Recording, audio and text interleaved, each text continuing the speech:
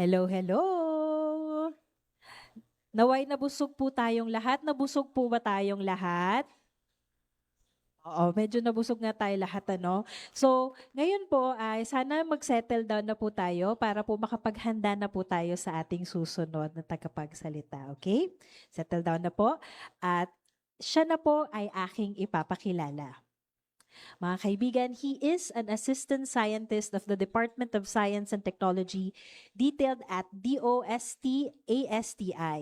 He has extensive experience in artificial intelligence, machine learning, natural language processing, predictive analytics, and AI applications in weather forecasting, agriculture, healthcare, and public service.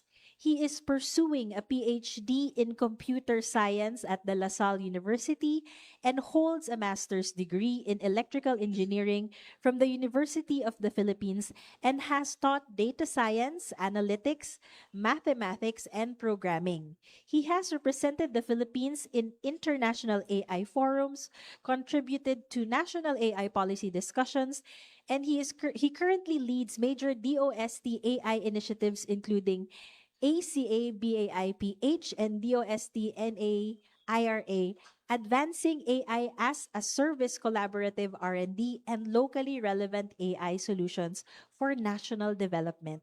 Atin pong salubungin ng masigabong palakpakan, Mr. Elmer Peramo.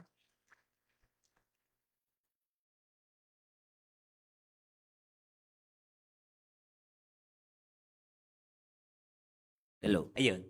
Maraming salamat po sa pagpapakilala. Magandang umaga po sa lahat. Dr. Bakiran, Dr. Vlad Gonzales, sa aking mga fellow speakers and lecturers, distinguished guests, organizers of this likhaan, the UP Institute of Creative Writing, and of course, all our participants, teachers, students, writers, translators, and language advocates. Magandang umaga po. First of all, salamat sa imbitasyon, sa paanyaya sa akin to be part of this fifth Saling Panitig Bienvenido Lumbera Seminar Palihan sa pagsasali. It's truly an honor for me to be here, and yan, may free food at saka actually dyan lang yung ASTI, malapit lang yung kaya lang wala ta kaming pasok ngayon. Anyway, katulad ng nabanggit ni Dr. Sevilla kanina, disclaimer, I'm not an expert in translation, no? My background yun nga, nabanggit kanina is engineering, computer science, and natural language processing. But I'm also a teacher, no? Like some of you, I teach at the University of Asia and the Pacific. I teach data science, AI, and natural language processing. What I hope to this morning to share with you more on AI talaga, no? Pero ang topic ko po ay ang tao, ang teksto, at ang makina. Ang tao, importante, yun yung una natin kailangang pag-usapan.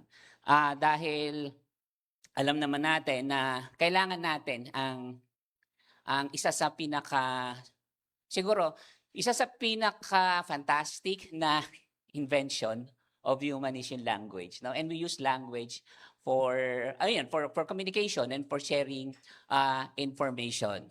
Okay, at tapos later on, I'll be talking about, most of the slides will be about AI, how ChatGPT works, yung mga tipong ganun. I'm sure lahat kayo dito gumagamit ng AI, no? Tama ba? Meron bang hindi gumagamit ng AI dito? Kasi salin ng makina. Sorry, lagay ko lang po ito dito. Kasi masanay akong magkagagalaw. So, okay. Salin ng makina. Halimbawa ito, it's raining cats and dogs, no? Umuulan ng aso at pusa. Pero ngayon, hindi maganda tong example ko na to, no? Kasi ngayon, AI can now really understand sarcasm or even idiomatic expression. Pagka pinasalin mo siya sa ChatGPT, tama naman na yung salin niya. Kumbaga, tuloy-tuloy na buhos ng ulan. Pero siguro nung mga unang iterations ng ChatGPT o ng mga early AI, umuulan ng pusa at aso, no? Maayos ang grammar pero literal at walang kultura, no? So, salin na tayo, it's raining cats and umuulan na at ng napakalakas o bumubuhos. No? May konteksto, may kultura, may pakiramdam. No? Importante kasi halimbawa, pero ngayon ang ChatGPT may mga certain aspects or nuance sa language natin na hindi pa rin ito maiintindihan. Halimbawa, pagka tinanong mo siya, halimbawa pag sinabi mong ang jeep ay 10, okay? Hindi ko alam kung maiintindihan niya yon na ibig sabihin nun, it can carry 20 passengers, di ba?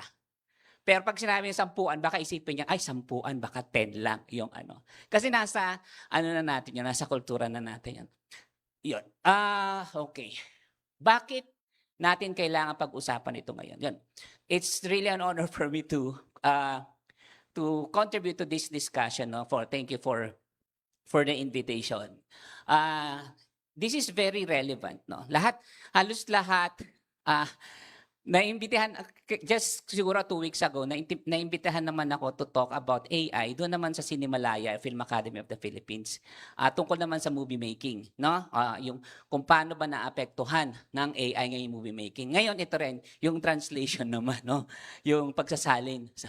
So, very relevant, very pervasive ngayon ng AI, no? Nasa silid-aralan na natin ang AI. Karamihan dito maraming mga guro nito. Ginagamit ito ng mga estudyante sa pagsasalin at pagsulat. May pahintulot man o wala. Hindi ko kita na lumabas na parang sinasabi na AI ay sentient. No, it's not. It's not sentient. Hindi po, wala pong parang yung pagpoproseso ng ano. Tayo ang magtatakda ng pamantayan. Ang mga guro at tagasalin ang magpapasya kung paano ito gagamitin ng responsable at pedagohiya. Lagi ito, siguro I'll be preaching to the choir pag sinabi kong yung word na human in the loop. At the end, ultimately, dapat kapag gagamit tayo ng AI system, sa dulo, meron pa rin magbe-verify nung responses ng AI. Kasi hindi pwedeng, halimbawa, pag nagmamadali tayo, gamitin natin AI, tapos copy and paste. Pag paste natin ganun, pati yung pretext. Nangyari sa akin yun. Sorry. Nangyari sa akin, ako na, kasi nasanay na ako mag-reply sa email na gagamitin ko AI na ano, para lang to look smart or something. Tapos na-copy ko pati, this is something, this is a response that you can send to the, ganyan. Pati yung pretext na yun, na-copy and paste ko sa, hiyang-hiya ako. Siyempre, hindi mo na pwedeng ano sa email yun, di ba? So yun, mamaya I'm gonna say something about over-reliant din sa AI. No, kumbaga, dapat pa rin natin, lahat ng mga outputs, output ng AI, dapat pa rin natin chine-check o binavalidate. Meron pa nga na-publish na research paper, pati talaga, nakopy talaga nila yung mga hindi dapat, parang copy and paste talaga na hindi na binasa. Tapos na-publish sa research paper. So yung mga ganung bagay, nakataya ang wika at kultura. Okay? Although AI is very powerful and very useful, okay? May mga kailangan pa rin tayong kailangan isalang-alang. Like for example, sovereignty. So mamaya ibibigay ko rin yung mga different issues, no? Sovereignty ng ating ng ating kultura, no? At saka basically sinasabi kanina ni Doc Sevilla, no, na yung tong AI kasi na to, most of them are trained on a language na English, di ba? English. Most of them trained sa saka yung culture na embed doon. Pero kaya pag ginamit natin siya, hindi siya akma talaga dito sa like for example sa weather forecasting, kapag tayo ng, let's say, advisory, pag may mga disaster ganyan, usually nasa English pa din. Kaya mahirap maintindihan ng mga nakakarami. Okay, so basically ang pattern ng talk ko ngayon is I'll talk about language and then I'll talk about AI. Okay? Define ko muna kung ano yung AI. So yung simple lang yung definition ko ng AI, artificial intelligence, di ba? Basically, tinuturuan natin ang makina o ang machines to behave o to do some things that inherently tayo, sa humans lang talaga. Like for example, object perception or visual recognition. Okay? Inherently sa atin, may mga mata tayo. Okay? Pagka nakita natin ng isang object, okay, nakita natin, because we have a brain, automatic, we can identify that. O kaya nung mga 4-year-old tayo, tinuruan tayo, this is a picture of an elephant. This is a picture of a giraffe. Kahit hindi pa naman tayo nakakita ng tunay na giraffe during that time, kahit picture lang. Pag nakakita tayo ng tunay na giraffe, ma-associate natin ito, malalaman natin. So, inherent sa atin ang perception, no? Visual perception. Okay? So, ngayon, ang AI, ginagawa na rin natin yun sa machines. Kumbaga, tinuturuan namin, mga scientists, no? Ang mga computer na lalagyan mo yan ng mga sensors ng mga camera para automatically, just like us, ma-identify niya yung object. Okay? That's one application of AI, and we call that computer vision. Another important application of AI is, ito, natural language understanding. Okay? Isipin nyo ngayon, bakit parang naiintindihan ng ChatGPT yung mga tinatype ko? Okay? Natural language understanding. So, ibig sabihin ngayon, pati mga machines, tinuturuan na rin natin umintindi ng ating lingwahe. No? Basically, yun yung aking definition ng AI. No, later on, pati mga actions na rin. Like, yung mga humanoid robots, tuturuan na rin natin silang gumawa ng katulad ng ginagawa natin. So basically, pag sinabi natin AI, these are tools, no? These are tools, no? Na tinuturuan natin through data, no? Through data na tinuturuan nating gumawa o mag-isip or mag-behave na para bang tao na rin, no? Yun yung definition natin ng AI. Now, I'm gonna focus on a specific area na sinabi ko, which is natural language understanding. Okay? In the past naman kasi in the scientific community, we have already started doing parang studying language, no, as a using technology, no, trying to understand language. Ang tawag doon sa field na yun is natural language processing or sometimes computational linguistics, no. Pero in the past, ang ginagawa nilang technique is statistical or gumagamit sila ng mga probabilities, no? Word-based, kumbaga dami ng mga patterns.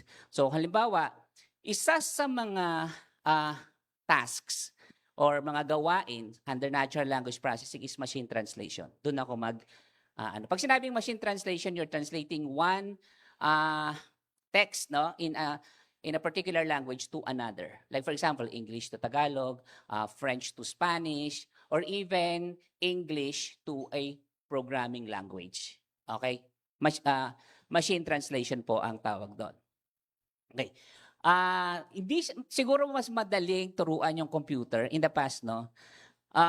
Kasi I've worked with both fields, computer vision and natural language processing.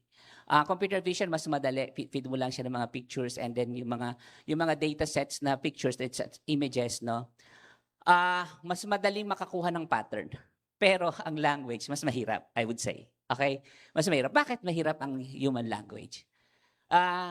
These are highly ambiguous at all levels. Madaming ambiguity, no? Ang human language. Variable and complex with recursive structures and co-reference. Na makikita niyo yun, yung mga kailangan sa natural language processing, bine-breakdown pa namin into task yan. Like for example, may tinatawag kaming named entity recognition. Kailangan turuan mo muna yung computer, bawat word o bawat morpheme. Tuturuan mo kung anong klase. Ito ba'y tao? Halimbawa, yung Paris is, kunyari Paris Hilton invested in a condominium in the Philippines. Yung word ba na Paris doon, is that a place or a person? Diba? Yung mga ganun. O kaya parts of speech tagging. Ina-identify natin bawat word, anong function niya doon sa sentence. Mga ganun. Na ano. So, kaya kailangan nating, kumbaga hima-himayin. No? Yun yung technique before. Okay? Kasi nga, mahirap intindihin ang language. Exploit context to convey meaning, are fuzzy and vague, require reasoning about the world to understand. Yung kaninang in-example ko, no? Kung hindi mo alam dito sa Pilipinas na ang sampuan na jeep, yun ang ibig sabihin na isang side lang yung sampu doon, no? And so on. O kaya ganito.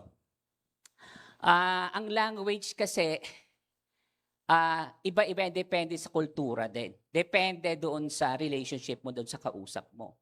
Halimbawa kayo, kausap ko kayo, first time, I don't know you from Adam, no? So, ibig sabihin, I would require a lot of context pag nag-uusap tayo. Di ba? Kailangan ko parang magpaliwanag na ganyan. Pero kung kausap mo yung significant others mo, o kaya yung wife mo, madali na lang. Meron na kayong parang common na language. O kaya within the office, may mga jargons na kayo. Within your clique, within your barkada, yung iba yung language na ini-speak mo kaysa sa language na i-speak mo kapag hindi mo kakilala yung tao. You would require a lot of words to really explain. Diba, pag sinabi ng asawa mo na ang init dito, okay. If ano mo sa computer yon, pag paano i-interpret ng computer yon? Ang init dito. Pero sa inyong language, ang ibig sabihin nun, inuutusan mo pala sa buksan yung electric fan. Di ba? Yun yung connotation. May mga ganon. Kasi nga, meron na kayong common context o meron na kayong common experience. Di ba? So basically, paano mo ituturo yung mga ganong bagay na invisible o hindi naman nakikita, di ba? Sa teksto, sa computer. So that's why language is really hard for the computer scientists or for the computer to understand. Ayan. Ay, tinagalog ko lang yan actually. Yung slides ko, pinatagalog ko lang sa AI.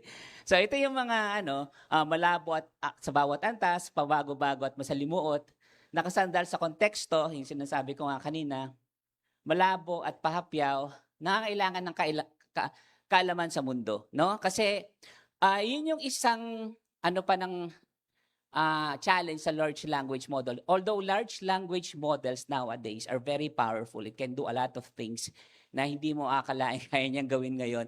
Pero marami pa rin siyang hindi alam about the world, how the world works. Okay, yun yung mga bagay na unlike humans, kumbaga over the years, no, through our experience, madami na tayong kumbaga natututunan, no? So mas matalino pa rin ang tao, no? Ito pa yung isang example ng kung bakit mahirap ang language, no? Yung mga tinatawag na mayroon mga expressions or may mga words na maraming ibig sabihin, no? Meron din namang let's say na isang concept pero madami siyang representation sa word, no? Yung mga tinatawag nating polysemy, no? O mga polysemous word. Like for example, the word bank, it could mean the financial institution or could also mean yung river bank, yung like for example, yung nakikita niyo doon, it could mean soda or pop or beverage or coke, soft drinks, no? Pero yung pop kasi pwede rin siyang pop music, tapos pop na di ba? So kumbaga maraming meaning, maraming expressions. So, ito pa yung isang bagay na nagpapahirap para turuan natin ng computer to understand our language. Ayan, ito lang yung isang salita, maraming muka, no? Ang tawag namin diyan is polysemy, no? Pero sa palagay ninyo, paano kaya natin i-represent yung mga words na yan? Paano kaya natin tuturuan yung mga computer to learn those words? Okay? Bibigyan ko kayo isang clue, isang importante na kaya natin na natuturuan ng computer to represent these words. Yung tinatawag na context. Sabi ni Firth, I forgot his first name, pero it's a famous computer scientist. You shall know a word by the company it keeps.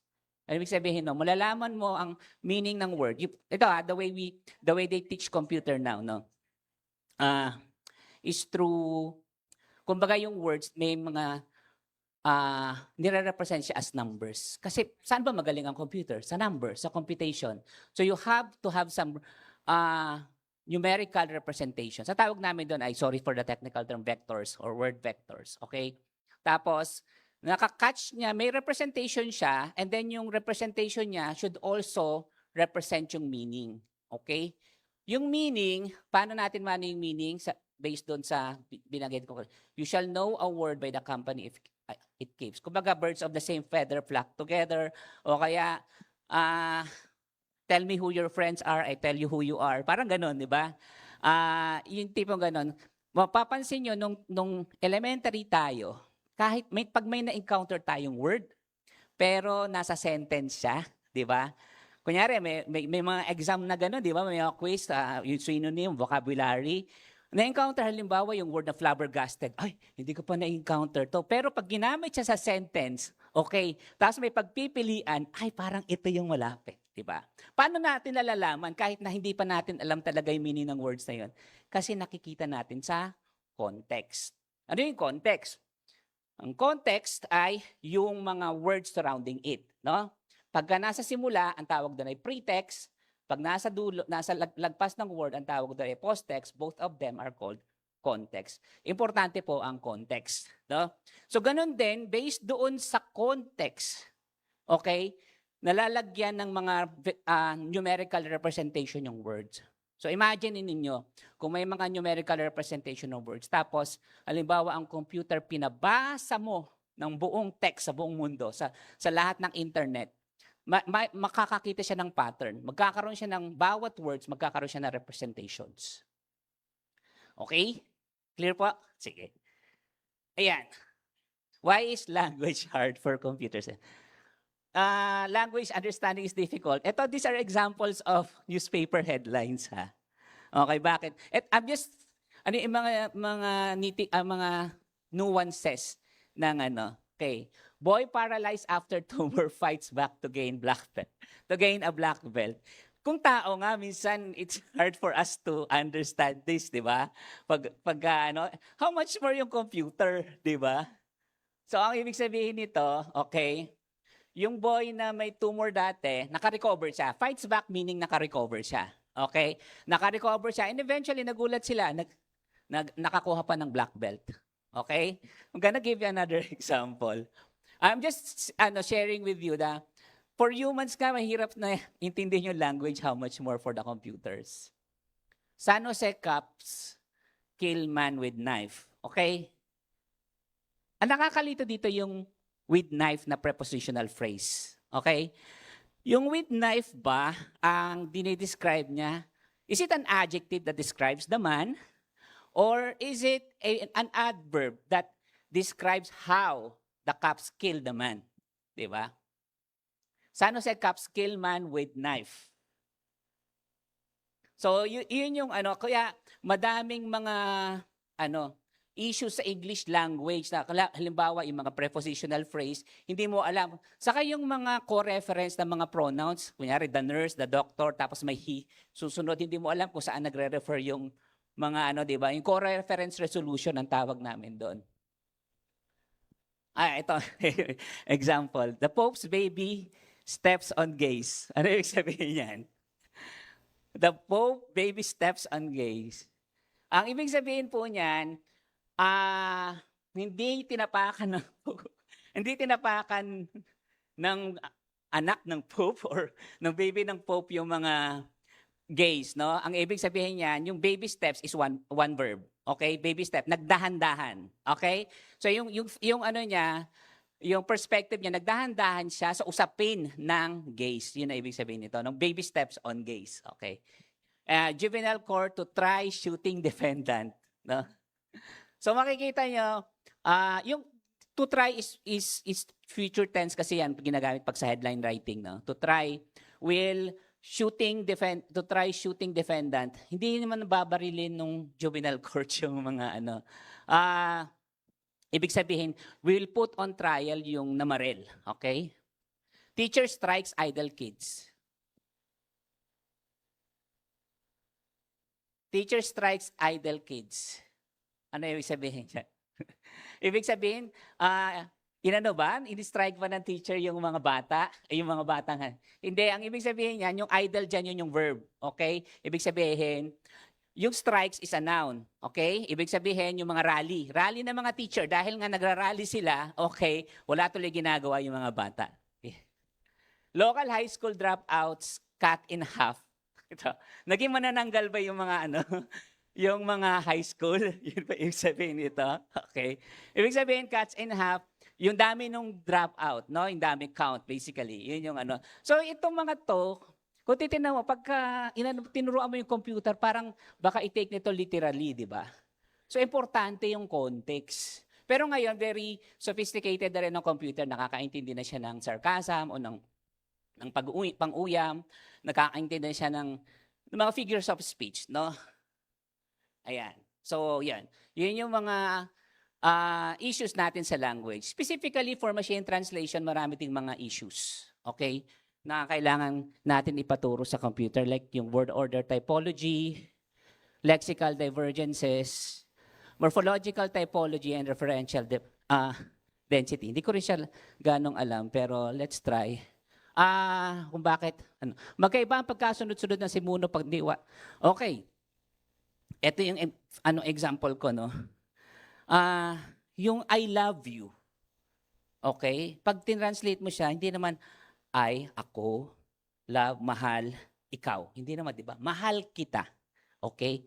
So what I'm trying to say is, ang translation from one language to another, hindi siya literal na bawat word ita-translate mo. Hindi rin maganon yung magandang, napansin ko yan sa mga nag-aaral ng lingwaheng Ingles, no, na iniisip nila pagka, ay ano ba to sa Tagalog? Tapos iisipin nila, i-Englishin nila isa-isang word. Tapos bahala na silang mag-connect doon. Ganon sila which later on I realized, ay hindi pala ganon yung magandang way to learn a second language. No? So, kasi may mga, let's say, may mga expressions or may mga sentences in one language na pagka ang translation niya another language, hindi naman ganon din kadami yung words na yun. Meron ngang isang word sa German, I forgot that correct term, pero ang ibig sabihin, may mga words sa isang language na one word lang siya, pero pag tinranslate mo sa another language, it will require you several words. Parang gano'n. Like meron isang word sa German ang ibig sabihin ay sinampal ka ng cake sa muka. Okay? So, one word lang yun sa German. I forgot the term. Pero kung sasabihin natin sa English or sa Tagalog, it will require you to use several words, di ba? Or several morphemes. So, yon. Ayos ang salita, pagkakahiba ng lexical, ano nga ba yun? Sorry. Lexical divergences, okay? Pagkakaiba ng leksyon. Ibig sabihin nga may mga terms tayo. Kahapon, ang dami ko natututunan dito sa workshop na to. Lalo na sa mga translation ng mga May mga terms kasi tayo na, kunyari, dito lang talaga, endemic lang dito. So wala talaga siyang English word for that, di ba? May mga ganon, di ba? Or doon lang sa ibang lugar, so they have a term for that, pero tayo, since hindi naman natin nakikita, hindi natin ginagamit yun, wala tayong na-inventong word for that. Mga ganon. And then yung morphology, no? Iba-iba din yung the way we inflect words. Okay? Doon sa ibang language. Like, dito meron tayong kumain, kinain, kakainin, nagkainan, pagkain, kainan. So, meron tayong way to really change our syntax to express a different modality or different focus on the way we express, no? So, iba-iba yung syntax, iba-iba yung rules ng mga language. At saka, yun nga yung co-reference resolution na sinasabi ko kanina. No? So, kumbaga, mahirap na yung language, mas lalo pang mahirap yung iba't ibang language, ibig sabihin yung machine translation because of this issue. Okay? So, paano pala tinuruan ng mga scientists, computer scientists, yung computers to learn this language, no? Sorry, medyo technical na to. Ito yung mga tinuturo ko sa, sa computer science, gumagamit kami ng tinatawag na neural networks. Narinig niyo na ba yun, neural networks? Okay. Neural networks is a mathematical abstraction of the human brain. Basically, kumbaga, inaral namin paano ba nag-work. Inaral ng mga computer scientists, paano ba nag-work ang utak ng tao. No? So, meron siyang tinatawag mga neurons as may mga connections. Okay? May mga connections. So basically, there is a mathematical abstraction of that. Meaning, hindi talaga, siyempre ngayon, even mga neuroscientists, hindi pa rin naman talaga nila nako-comprehend totally how our brain works, di ba? So kumbaga abstraction lang siya. It's a mathematical abstraction of how our brain works, no? Yun yung, ang tawag doon ay neural network. Okay? May isang klase ng neural network, tawag namin doon RNN or recurrence neural network, okay? na yun yung ginamit nila for machine translation. Okay? Yung dati kasing technique, statistical, ngayon neural network based na. Kasi mas, ano siya, kumbaga mas effective sa pagta-translate. Okay? For the longest time, up until 2018, ganito ang ginagamit ni Google Translate. Okay? Pero mapapansin nyo, di ba, kahit nasa Facebook, minsan nag-automatic translation tayo. Pero pag binasa nyo yung translation na ng Facebook, hindi siya ganun ka-accurate, di ba? Minsan nakakatawa pa nga yung translation na nakikita natin sa mga Facebook. So, basically, ang nangyayari dito, sequence to sequence, no? Mag-create ka ng neural network as a sequence, okay? Tapos bawat word, papasok mo sa isang node ng neural network na yun para i-represent yun, no? Into numbers. And then, ano siya, sequential in nature ito. Ibig sabihin, halimbawa yung first word, and then ipapasa niya information sa second word, and so on, and so on, and so on, hanggang sa makukuha niya yung summary ng sequence na yon. But the thing is, yung pag mahaba yung sentence mo, okay, since limited lang yung context nung number na ilalagay mo doon, okay, ang most of the information nandun lang sa pinaka-latest. Yung mga nasa dulo, medyo nadidiminish na o nababawasan na yung information na naipapasa. But basically, yun yung context na nilalagay dito. And then, there's another recurrent neural networks here na magde-decode naman nun. Iisa-isa niyang ipipredict. Ang ipapasa mo lang yung context na yun. Okay? Think of it this way. How do we, let's say, do translation mula Tagalog hanggang English? Okay? Na-realize ko yan na gano'n. Dapat pala, encoder-decoder din. Ibig sabihin, yung hindi mo talaga i-translate literally bawat word. But ang ikukunin mo is yung buong concept, yung buong meaning ng ano. Kumbaga somehow you have to paraphrase it on your own. Yung isang sentence in one language. Okay? Kapag ka nakuha mo na yon, saka mo siya o express that in English. Parang ganun. Hindi yung tipong bawat word lalagyan mo ng ano. Huwag mo kukunin sa per word na meaning. Ang kukunin mo yung buong thought noong expression. Tapos, you can express that in English. Like for example, kung i-express mo siya sa English, hindi literal yung expression. Sometimes there are more accurate or more faithful representation of that expression using idiomatic expression, for example. Kasi sa English, napakadami palang idiomatic expressions. No? Sa English, napakadami. Sometimes, mas makakapture niya yung meaning. Instead of trying to, yung example ko kanina, raining cats on dogs, di ba? Hindi naman, pag tinagalog mo siya, hindi naman talaga asot pusa yung ano. But yung meaning nun, basically, is yung malakas yung ulan. Sobrang lakas ng ulan. Okay? So, dinedecode niya sentence by sentence din. Okay? So, basically, history lang to. This is history. Hindi na yan yung ginagamit ngayon. Pero ganyan yung, way dating ginagamit, RNN, no? Gumagamit siya ng neural network. Hanggang sa, na-invento ito. This is, in AI, this is one of the watershed moment. Very instrumental tong publication ng paper dito.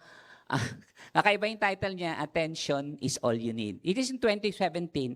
And mapapansin nyo, karamihan ng author niyan ay from what company?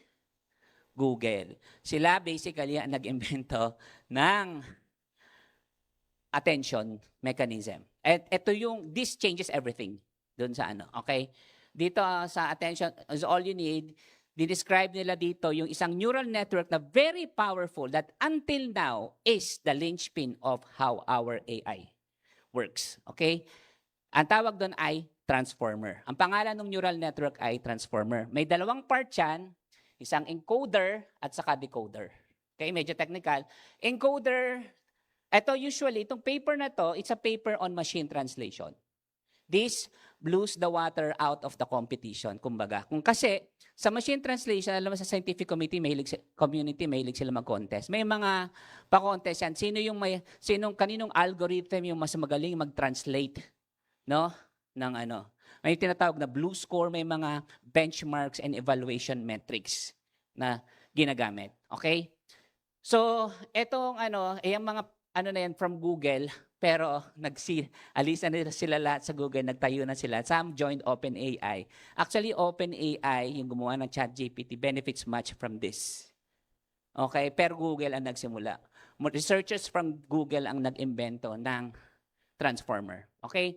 Sabi dito, pagtutuon lang ang kailangan. Ang title ng paper na is, Attention is all you need. Ibig sabihin, hindi mo na daw kailangan ng RNN. Ang kailangan mo lang, ang RNN kasi, sequential siya eh. Parang, ang kumukuha lang siya ng information from the previous word. Okay, ganon. Pero itong attention is all you need kasi, from all the words in the sentence, magkakaroon siya ng attention score. Kumbaga, lahat nung bawat words mo sa sentence, lalagyan niya ng attention score. So basically, yun yung pinaka-essence ng paper na to. At saka, kagandahan nun, hindi siya limited sa sequential processing. You can parallelize the computation. Pwede mo pagsabay-sabayin. Na ganun naman kasi naka-design yung mga modern computers na tinatawag namin GPU, no? Yung mga GPU servers. Ang AI po kasi medyo mahal siya. Mamaya papakita kung gaano kamahal. Mahal po ang paggawa ng AI. Like ChatGPT, if the Philippines would make something like ChatGPT, it would take a significant amount of our GDP. Sa sobrang laki, ngayon, alam niyo naman yung usapin ngayon, di ba, yung sa Paxilica na mga ganyan-ganyan. Sobrang laki ng mga data center, sobrang dami ng tubig na kakainin, sobrang dami ng electricity na Mamaya, i-discuss ko sa inyo kung paano ba ginawa si ChatGPT. Pero dito nagsimula yon. Attention is all you need. This is kumbaga, seminal paper, breakthrough, kumbaga. Breakthrough paper in AI. And then, simula nun, they use that what they call that, architecture to create a language model. Ano ba yung language model? Okay? Sa amin, ang model, it's really just a mathematical expression that can be used to predict something. Like for example, if you want to predict the temperature of if you want to predict the weather, okay? In this case, pag language model naman, essentially you're just predicting the next word.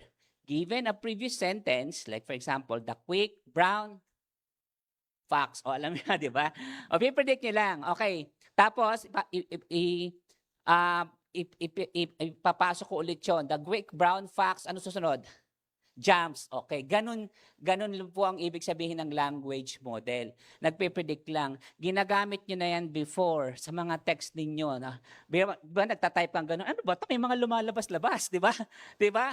Yun, language model. Gumagamit na po siya ng language model. By the way, after nung na-publish yung Transformer paper, yung Google Translate, they used it, gumanda na yung translation. Since 2018, they've been using that architecture. Hindi na sila gumagamit ng Kaya gumaganda na yung translation ng Google Translate ngayon.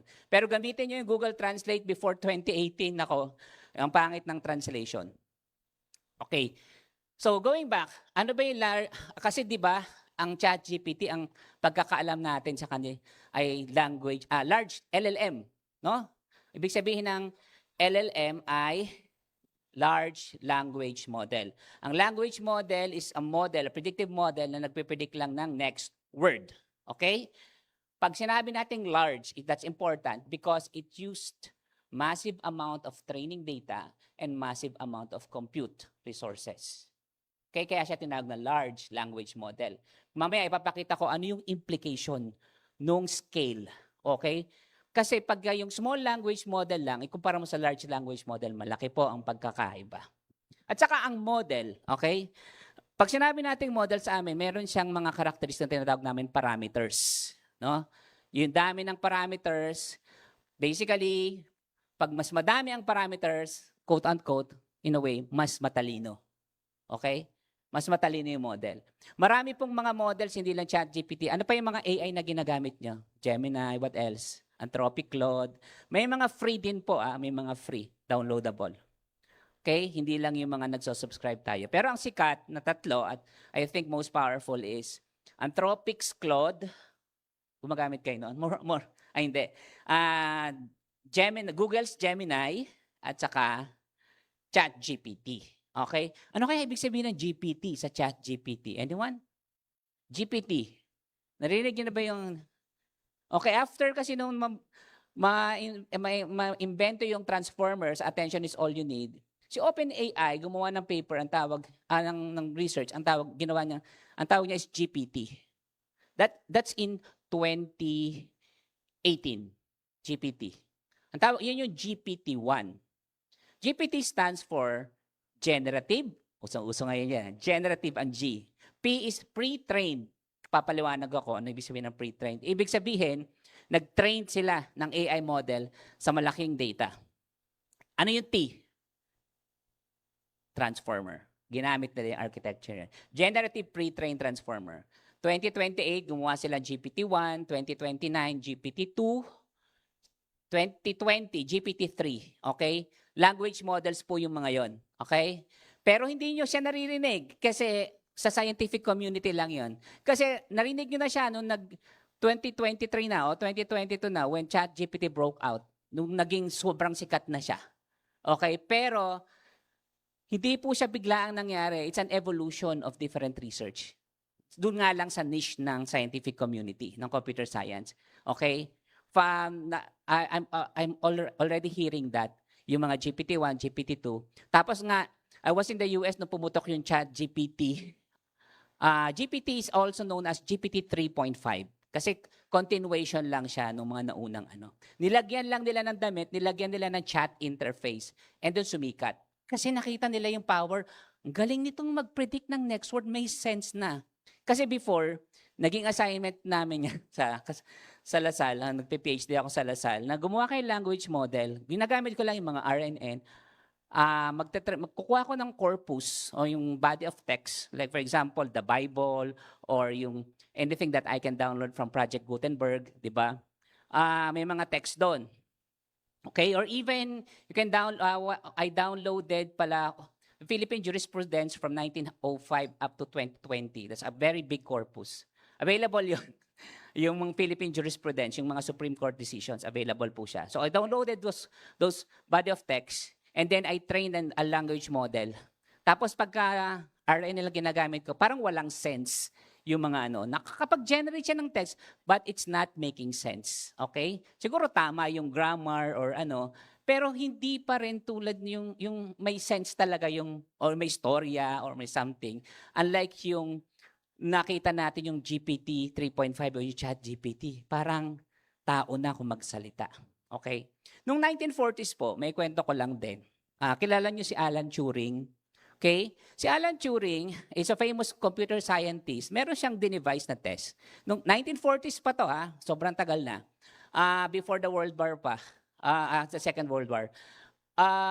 Meron siyang test na tinatawag na Turing test. Kumbaga, merong parang cardboard dyan o may harang dyan. Tapos may tatype ka sa computer, tapos may lalabas na sagot doon. Okay? Ngayon, ang aim mo is, i-determine mo kung yung kausap mo ba ay tao o computer ang nagsasalita. Okay? So, ibig sabihin, kapag ka nalalaman mo na computer pa rin yun at tama ka, you haven't passed the Turing test. Okay?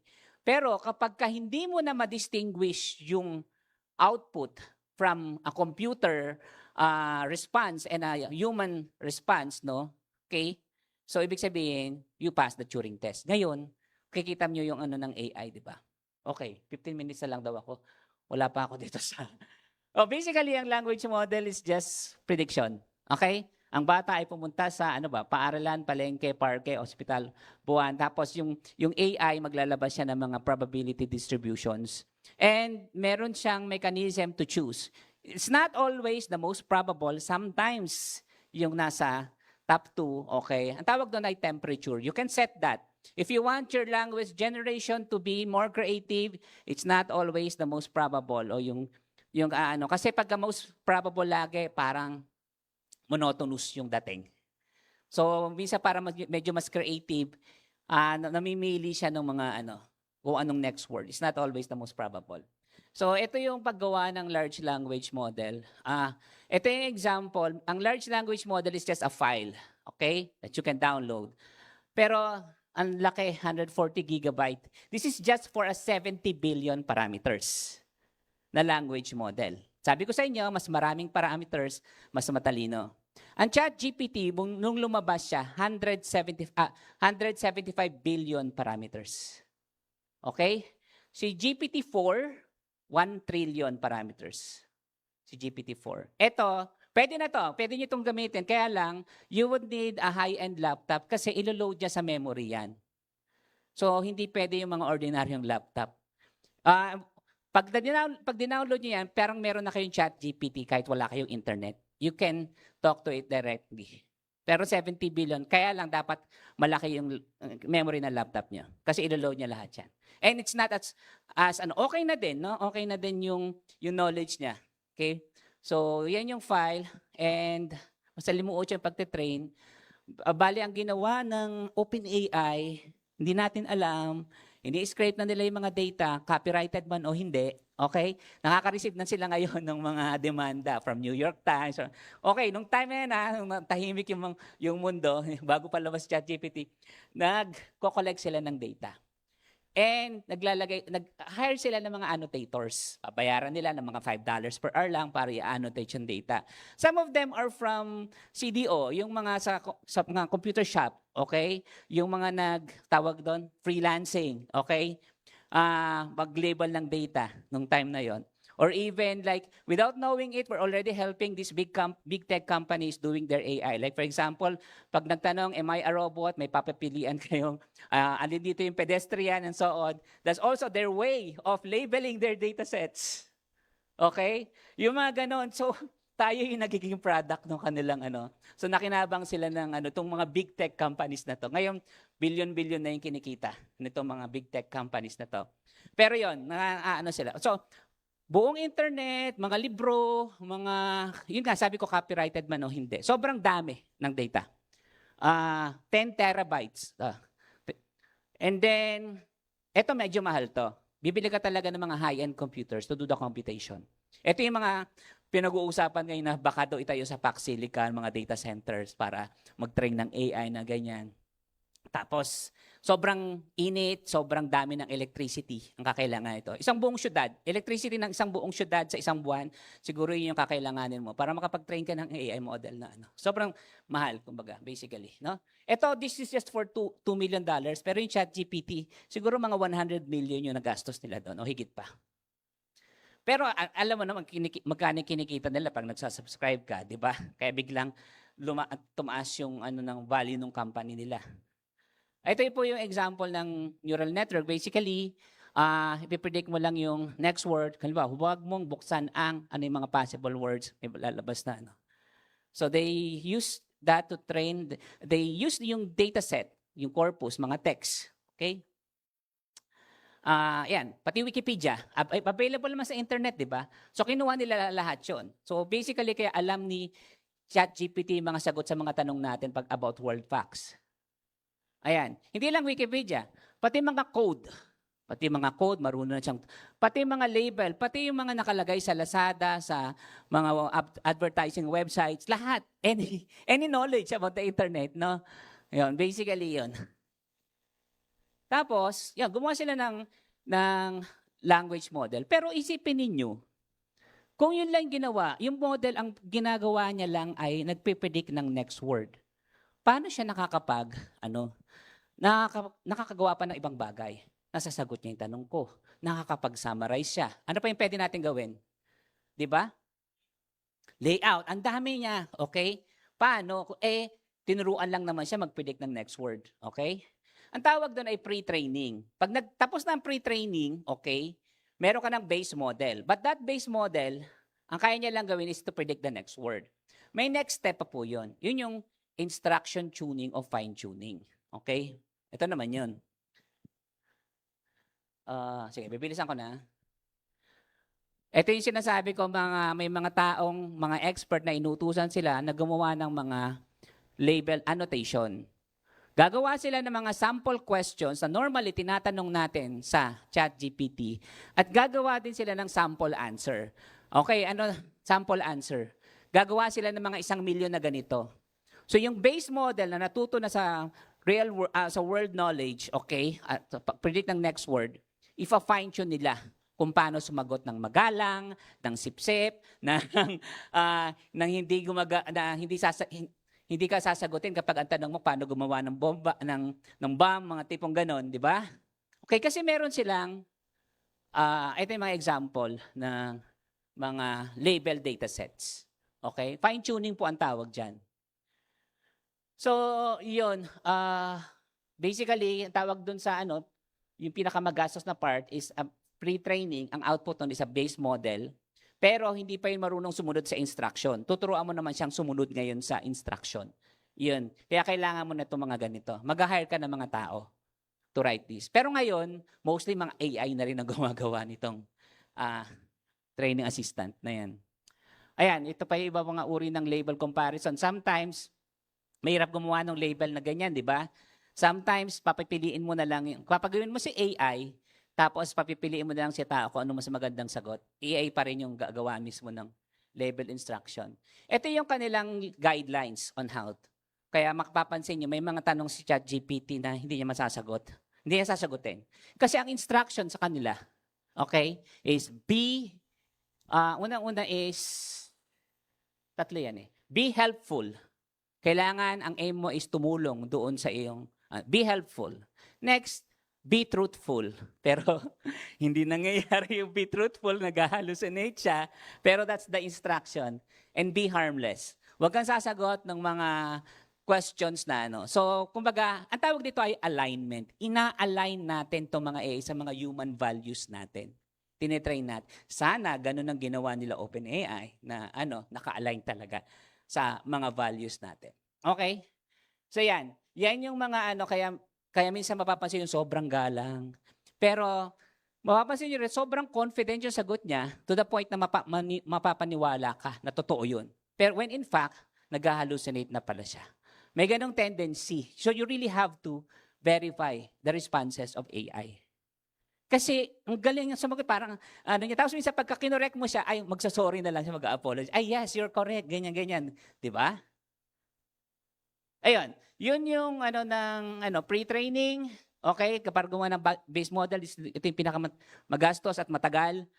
Mag-invest ka talaga dito. Fine-tuning, tuturuan mo siya mag-follow ng instruction. May mga guidelines. And then, human feedback. Okay, reinforcement learning with human feedback. So, hindi madali yung proseso. Magastos siya, mahal yung paggawa ng AI. Tapos marami ng mga models, sometimes kino-compare nila yon. Merong mga rankings ng mga model. Para kung sakali mag-subscribe kayo, ano ba maganda? Google ba? O OpenAI o Claude o yung mga open source na lang. Kasi mga Chinese models, madami na rin ngayon na lumalabas. Okay. Ito. Scaling law. Ito yung isang importanteng natutunan nila. Ibig sabihin nito, nagulat sila sa kapasidad, sa capability ng large language model nung nilakihan nila yung compute at yung dataset size at saka yung dami ng parameters. Ang labanan ngayon, sabi ko nga sa inyo, di ba? Mas maraming parameters, mas matalino, mas capable. Titingnan mo kung yung mga 1 trillion parameters, kumpara mo kapag ka-million parameters lang yung AI. Hindi siya ganun ka-talino or ka-capable. So nakita nila nagkaroon ng emergent capabilities when they tried to increase. Kaso, it will involve cost and time and resources.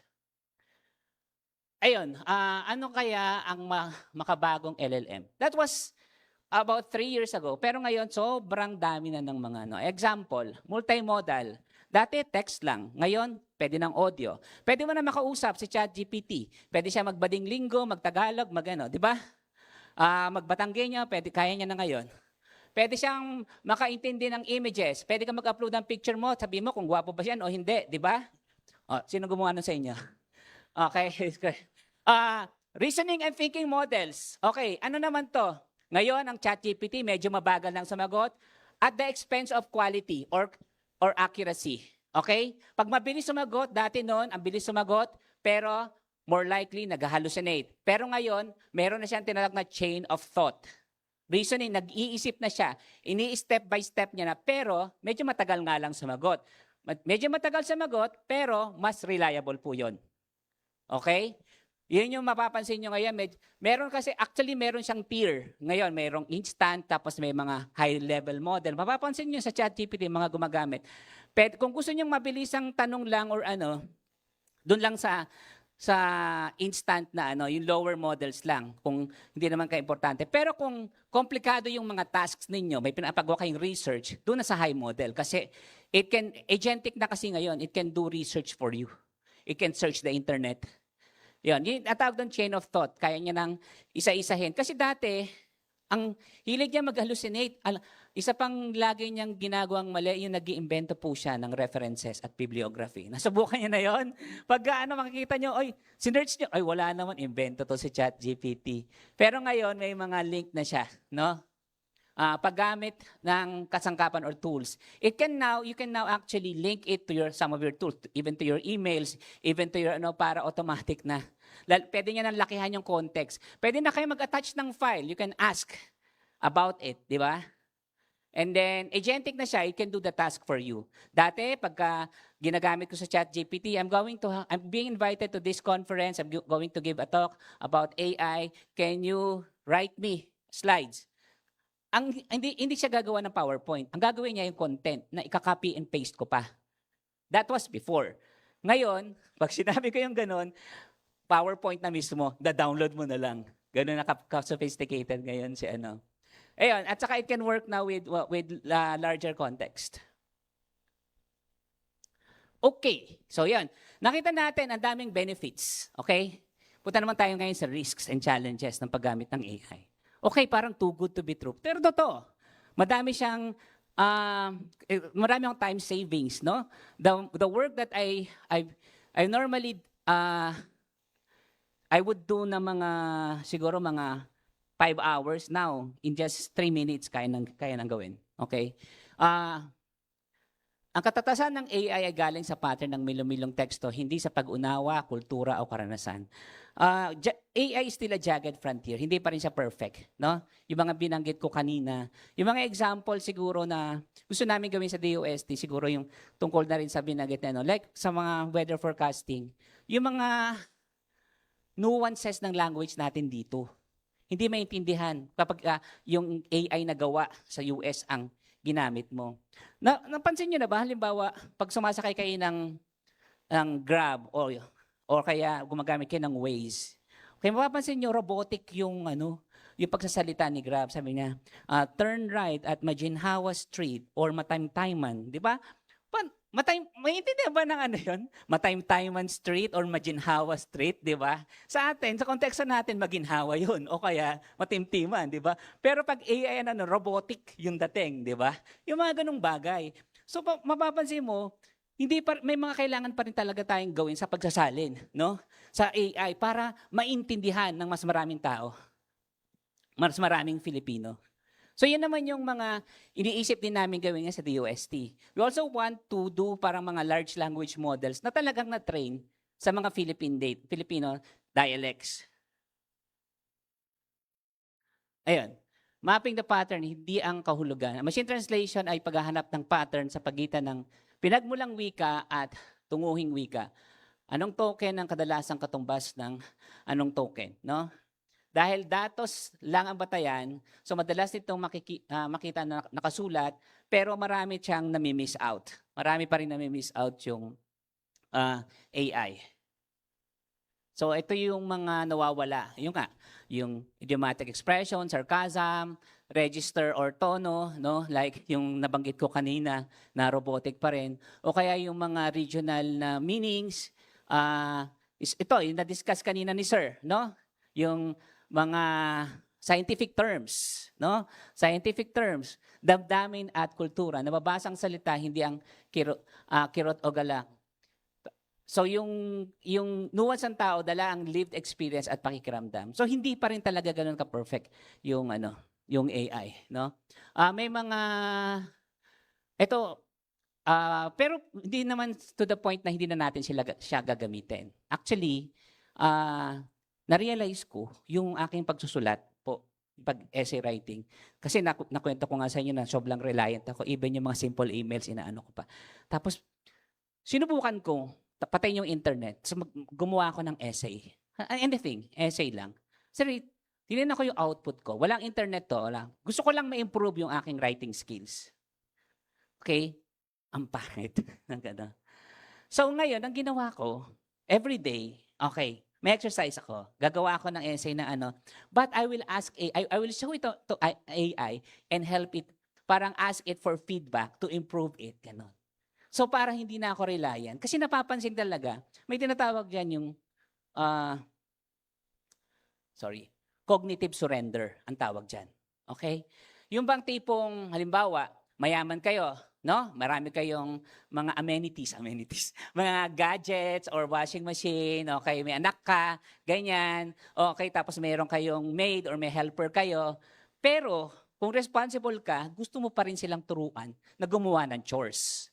'Di ba? Ganon. Kahit na meron kayong kapasidad na do it automatically. Ganon din po sa AI. Kahit na alam mo na ano, pero kailangan pa rin natin kasing mahasa yung ating isip. Kasi parang ang nangyayari, cognitive surrender na hindi na tayo nagsusulat, hindi na tayo, lahat inaasa na natin sa AI. May MIT study for that, na talagang bumaba yung kalidad ng ating pag-iisip, ng ating critical thinking, pagka sobrang reliant tayo sa AI. Aside from cognitive surrender, marami pang mga ibang issue. Basically, yun lang, sinare ko lang sa inyo yung kumbaga practice ko para hindi ko rin mapabayaan yung mga dapat na hahasa sa akin dahil sa pag-ano ng AI. Ginagamit ko rin yung AI to actually give some suggestions on my writing. Ito yung mga other panganib at limitasyon. Sabi ko nga, nag-hallucinate pa rin. At although nag-improve na, bias sa datos. Kasi na-train yung AI natin doon sa data na ibang bansa, hindi naman sa atin. Okay? Sobrang tiwala. Ayun nga, yung sinasabi ko, over-reliant sa AI. Kolonyal na dominasyon, kapag Ingles lagi ang daan ng salin, lalong lumalakas ang Ingles bilang sentro. Ito yung gusto kong sabihin, na sana naman, later on, halimbawa sa scientific community, tayo naman ang manguna para tayo ang magdidikta na anong term dapat ang gagamitin. Hindi yung gagamitin natin yung term na ginawa nila kasi sila ang nauna doon sa field na yon. Privacy ng datos. Most of this AI usually ay naka-host sa mga dataset elsewhere. Okay? So importante din na ang data natin ay nandito for our sovereignty. At saka integridad sa akademiko. Issue na rin siyempre yung academic integrity, authorship and intellectual property. Kahapon may mga nagtatanong, aling part ba, paano mo masasabi kung adaptation siya o inspirasyon siya o talagang faithful na pagsasalin. Ngayon naman, aling part, paano mo masasabi na how much is AI and how much is yung gawa mo doon sa na yan. So nagkakaroon na ngayon ng kailangan natin reviewin yung yung siguro yung intellectual property law natin. But ultimately, tao pa rin dapat yung magpapasya. Pananaw ng DOST, ASTI, these are just some of our projects. Like yung project Itanong na sinimulan ko even before ChatGPT. This is something like ChatGPT then. We're also collecting different corpus na Filipino para ma-improve namin mabuti yung chatbot namin na locally made. Local na datasets, meron din kaming initiatives ngayon sa DOST. Nagagawa tayo ng isang language model, na Filipino talaga yung So, and then ayun, digital sovereignty. Meron kaming DOST has been tapped by the President to come up with a national AI strategy, o yung tinatawag namin na ISPH. And meron na rin kami mga high-performance computer na gagamitin na nasa ASTI. So yun yung gusto kong iwan sa inyo, ang AI para sa pagsasalin ay hindi lang usapin ng bilis at ginhawa, usapin ito kung sino ang may access at kaalaman at kung anong wika ang daan patungo roon. So access sa kaalaman, komunikasyong pang-agham, inklusyong pang-wika or language inclusion, and pantay na edukasyon.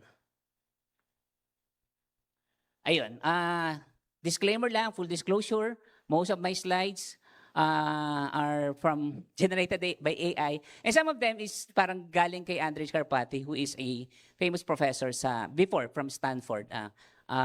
Isang AI visionary din. Yung kanina mga slides ko, kinuha ko to, tapos tinranslate lang ng AI sa Tagalog.